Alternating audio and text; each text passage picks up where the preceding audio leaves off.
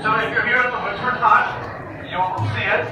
And every spring and summer, it comes back to grow to a nice, beautiful underwater forest.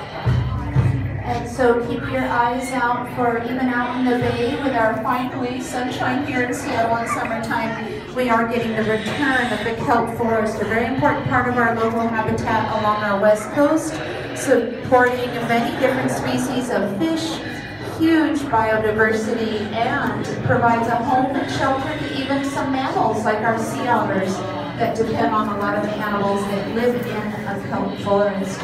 Well, at this point, Yule and Joyce, maybe we'll open it up to some questions for you before we turn you loose to reach all those different mouths in there.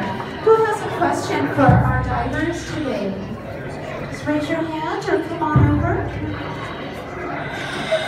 Wait, come on over. What's your question?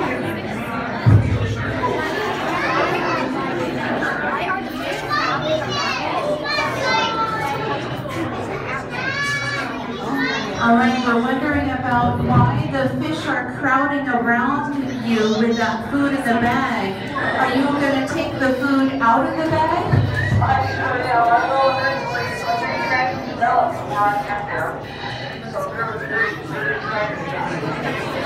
So our fish are being patient, but maybe we'll invite Joyce and Yule to start to toss out some of that food, especially notice those salmon that are striped feeders that want to get to all that krill in there. Any other questions? Come on up. Did you have a question?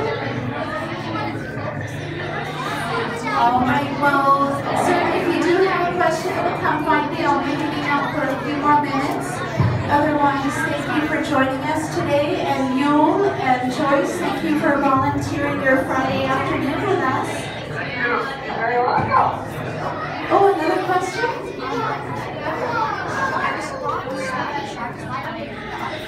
All right, so Yule, we were wondering about those spiny dogfish sharks. Why don't they eat the other fish? We know that sharks are a predator. That's a great question.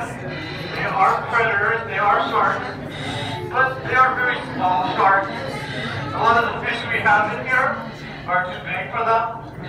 So they like to just scavenge on the bottom for leftover little bits of food and just get eaten. All right, we certainly have larger sharks in our local sea, some of the biggest sharks in the world. However, they would not be humanely housed in an exhibit like this. So we do have that small shark, but do look for them on the bottom, and maybe it helps that our divers are feeding them too, so they are less likely to be on the hunt. All right, any other last minute questions for our divers?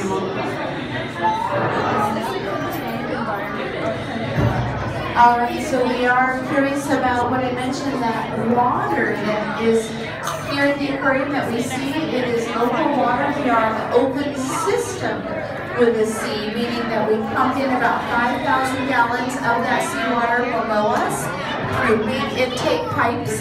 It flows through the exhibits and then back out to the sea. We have grating on those intake pipes so that bigger animals and debris can't come and go. But it is the larval forms of some of these fish. A lot of our perch give birth in the exhibit. They're live bearers, and some of those little baby perch will wash out to sea. Some of them will stick around and grow up here. In fact, I noticed some baby perch in that kelp forest. Great demonstration of how the forest provides shelter for juvenile fish. And we do get volunteer animals coming in with the water, but again, very small. So we're on an open system, but we are in a contained 400,000 gallon exhibit.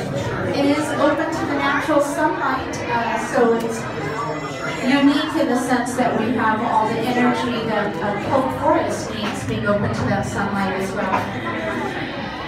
All right, well, thank you, everyone. Thank you, Joyce and Yule, and we'll enjoy watching you moving around the entire underwater dome. They'll be in there for several more minutes, so enjoy watching them, and thanks for joining us, everyone, today on a sunny afternoon here in Seattle. Have a great day, everyone. Stick around to watch us feed the rest of the fish.